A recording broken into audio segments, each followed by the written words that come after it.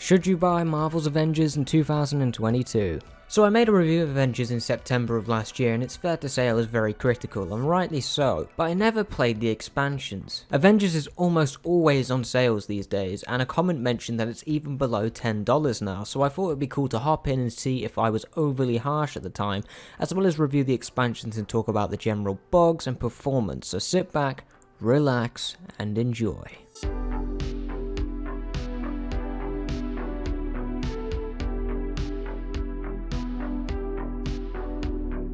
Marvel's Avengers gameplay hasn't changed at all since I last reviewed it. No major changes to gear or combos or anything like that, but I may annoy some people with what I'm about to say. As I was playing the expansions, I kind of accepted what Marvel's Avengers is. It's not a tip-top quality Sony exclusive like Spider-Man, and it's also not aimed at me. I am not the target audience. This game is designed for anyone to enjoy, provided they pay, but we will get to that. But the point is, I enjoyed myself a lot more this time around despite knowing these facts. That being said, the Avengers campaign, the main campaign anyway, it sucks. You do get some cool set piece moments like I mentioned in my previous review, like that really cool Iron Man mission, which still remains my favourite mission in Avengers by the way, but it still is the same game, so my criticisms of that section of the game remains largely unchanged, so you can check out my previous review if you want me to talk more about the main campaign. However, Marvel's Avengers, at least in the main campaign, the parts that I played again, has surprisingly been improved through general fixes like performance and less bugs. I do remember experiencing a lot of bugs on my first playthrough. So far from the bits I've played, it seems like there's been a lot of general improvements, especially bugs wise. There's a lot less bugs these days, and I've really enjoyed myself actually. But this is the 2022 review, so we've got to talk about the expansions, right? So since September, numerous things have been added to Avengers. Well, not numerous, a couple of expansions and some cosmetics with some general bug fixes. Spider-Man is exclusive to PlayStation, but honestly, judging from the gameplay I've seen, that's probably a good thing for Xbox and PC owners.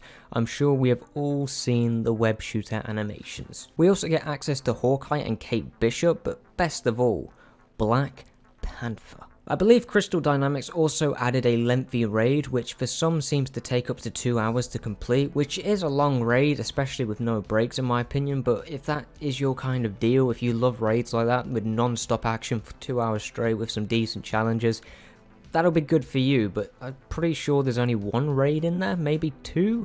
I'm not too sure about that because I haven't played the raids myself because quite simply I don't want to, but if that's kind of your thing, from what I've heard it's good, but there is no join in progress for some reason, so if someone leaves your group for whatever reason, they've got to go cuck or something goes wrong on their end, no one else can join your game, so you're stuck with one less player or two less people, etc, etc, so that seems a bit odd to not have that, but well, it's the Avengers game, I don't know what you expected.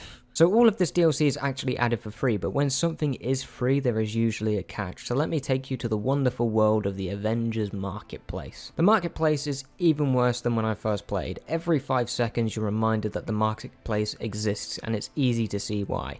That's where most of the cool shit is, which sucks. If you put all the cool stuff in a pay-only area, it ruins any incentive to actually play the game. This is also on top of the character battle passes. Each Avenger has a battle pass.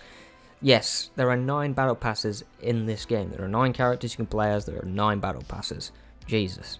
That being said, Iron Man, Captain America, Hulk, Thor, Kamala Khan, and Black Widow all have their battle passes unlocked for free from the get-go because, well, you paid for the game. It's an upfront fee. If it wasn't free, I'd be pissed. But everything after that, so Kate Bishop, Hawkeye, and Black Panther, you have to pay for the battle passes or you don't unlock anything, which is ridiculous in my opinion, but you know, it's free, way, free stuff, way. But even with that said, the battle passes themselves, especially the DLC battle passes for Black Panther, aren't great. There's a couple of costumes and a couple of takedowns I'm pretty sure, but other than that there's really nothing else in it, so it's not exactly worth the money in my opinion. But as I said, all the cool stuff is still in the marketplace. If you want to use any of the skins from the movies, let's say Infinity War, well, you're gonna have to pay up, and that's just unacceptable. I did say this game is targeted towards kids, so the only reason this Avengers game even has an upfront price is because of the main campaign, and the main campaign is not even that good. The monetization is just awful. It's just awful, and it's clearly designed to be in your face 24/7, especially with the additions of multiplayer, because everyone that you play with has probably bought a skin. You're like, oh, that skin's really cool, maybe I can, oh no, never mind, I need money for that. It's ridiculous, everything you have to pay for. This is not a free-to-play game, at least not yet. Not yet. It's not a free-play game yet.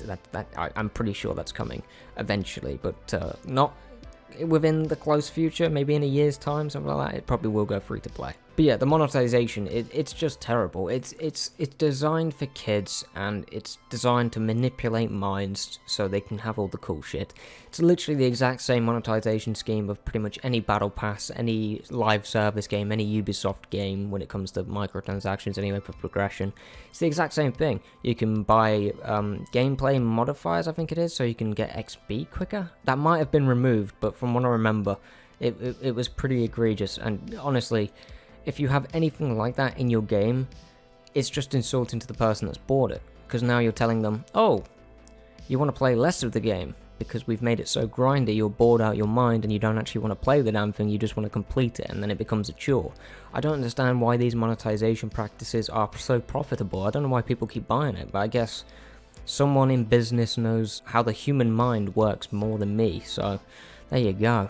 However, the gameplay of the added Avengers, especially Black Panther, is surprisingly really good. A comment in my previous review said the combat system in Avengers gets far deeper than the more you play, and you know what, I actually have to agree with that comment now. I spent most of my time playing as the Black Panther, one because he's cool as fuck, and two, he's really fun to play as, and in my opinion is the most versatile character to use. But the thing that impressed me the most was the sheer variety to his moveset, along with the various skills you can unlock and mess around with. There is genuinely a lot of replay value if you love just leveling up characters and messing around with movesets and the combinations of moves you can create. It's genuinely good, and I wish I wanted to play more, but, well, I'll just have to explain why I can't play more in the summary for the end. I was a little disappointed that Black Panther is a stealth-focused character, yet Crystal Dynamics did nothing with it. Maybe they should have, well, spiced up the gameplay loop rather than making every single character a beat-em-up character. That just seems logical to me. Target not just a beat-em-up audience, but target multiple audiences with the Avengers IP? That should have been a no-brainer to me. That's just instant profits, it's just an instant win for everyone, basically. So the enemy variety is okay, but they all end up requiring the same solution: run at them, hit them with a little attack and a heavy, and then drop a special move on them and move on.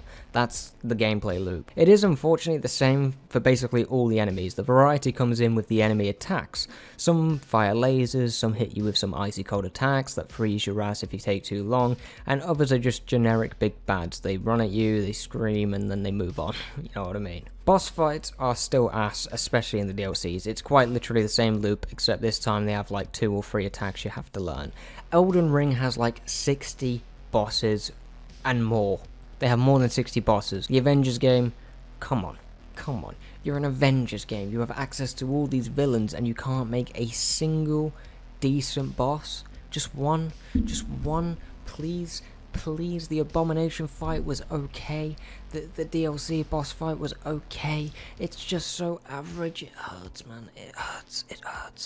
Hawkeye and Kate Bishop are okay. I mean, they're not the coolest Avengers, obviously, and they are certainly less fun to play as compared to the likes of Thor or Black Panther, but that's just me. They're cool. It's nice to have them. I would have preferred different heroes, but that's just me. They're okay. They're fun, sort of, and if they suit your kind of playstyle, which is beat 'em up because everyone is a beat 'em up character in this game, then you'll enjoy it. Which probably means if you're still playing this game in 2022, you've probably enjoyed beat 'em ups, which is okay.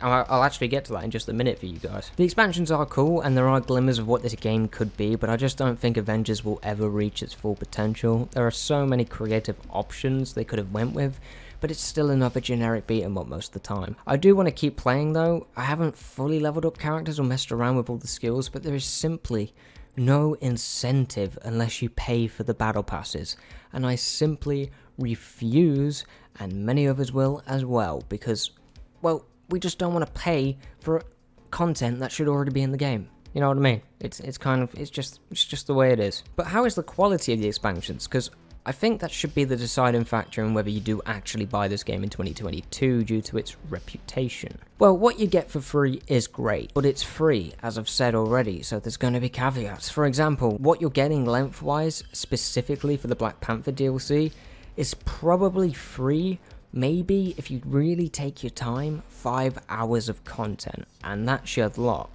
And the missions you do vary from go to point A and destroy 3 things at point A, then move to point B and defeat waves of enemies, and then finally fight a poorly made boss that really isn't engaging to fight, but is cool until you start trying and realize all you have to do is spam attacks and dodge, and that's about it. You just dodge, dodge, dodge. It's just not fun.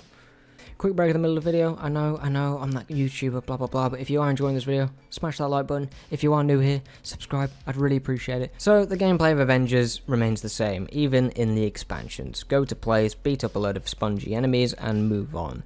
The depth does come from the various combos, skills, and combinations you can come up with, which makes up the gameplay loop, which is cool, but I can only imagine the amount of grind the endgame has these days. Blatant marketplace focus of the game's content doesn't help, and while those expansions being free is great, I'd much rather ditch the marketplace and pay for the expansions. So I actually have a damn reason to play the game, you know, so I can actually unlock these cosmetics that keep me playing rather than having nothing to do apart from buying one battle pass, unlocking some occasional skin, and then having to buy the rest of them in the marketplace. It doesn't make any sense. The monetization scheme is dumb. Well, it's not dumb, it's clearly making them some kind of money because they keep making games like this, but it just doesn't work for me. Am I the only one that thinks this way? I'd much rather go back to like 2010 or something where you had to pay for DLC map packs or something like that. I'd much prefer that. It's so much better. Even with the battle pass thing, it worked for a while, but everyone's starting to catch on that it's kind of just a rip-off. You know, you're paying to play. It's like an arcade. It's just not worth it, is it really? I'd happily ditch battle passes and marketplace editions and pay for expansions. It would be better for the supposed target audience, which is kids. That's for sure. Well, it's not an easy one to give you an answer because I don't know you personally, but if you enjoy beat 'em ups, you have nothing else to play, you've got $15 to spend, go ahead. Just go ahead, give it a shot, or if you have Game Pass, play it on there. That's my opinion. You may not agree, that's fine. Leave your comments down below, let me know what you think. Thank you for watching, I really appreciate it, guys.